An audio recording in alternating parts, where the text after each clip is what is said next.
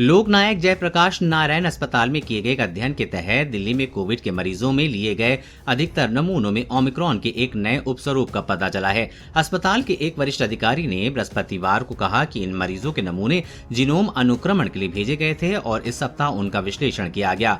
उन्होंने कहा कि इनमें से आधे से अधिक नमूनों में ओमिक्रॉन के नए उपस्वरूप BA.2.75 की मौजूदगी मिली है। LNJP अस्पताल में मार्च 2020 में कोविड-19 के मरीजों का उपचार हो रहा है।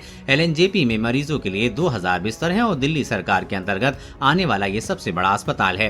हालांकि अस्पताल के डॉक्टरों ने कहा है कि जिन मरीजों में इस उपस्वरूप का पता चला है वो मरीज 5-7 दिनों के भीतर ठीक हो रहे हैं।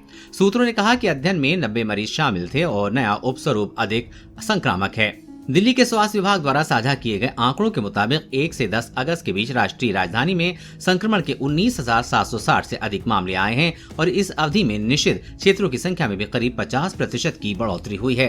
करीब 180 दिनों बाद दिल्ली में बुधवार को कोविड-19 से 8 मरीजों की मौत के मामले आए हैं और 2146 नए मामलों की पुष्टि हुई है। मंगलवार को 2495 मामले आए थे और 7 लोगों की मौत हुई थी, जबकि संक्रमण दर 15.41% दर्ज की गई थी। मुख्यमंत्री अरविंद केजरीवाल ने मंगलवार को कहा था कि दिल्ली में कोविड के मामले बढ़ रहे हैं, लेकिन घबराने की जरूरत नहीं है क्योंकि ज्यादातर नए मामले हल्की प्रकृति के हैं। संक्रमण दर में वृद्धि के बावजूद सरकार दिल्ली आपदा प्रबंधन प्राधिकरण द्वारा तैयार ग्रेडेड रिस्पांस एक्शन प्लान को लागू नहीं कर रही है क्योंकि अस्पताल में कम मरीज भर्ती हैं। संक्रमण दर और अस्पताल में भर्ती मरीजों की संख्या के आधार पर उठाए जाने वाले कदमों के लिए पिछले साल अगस्त में GRAP लागू की गई थी।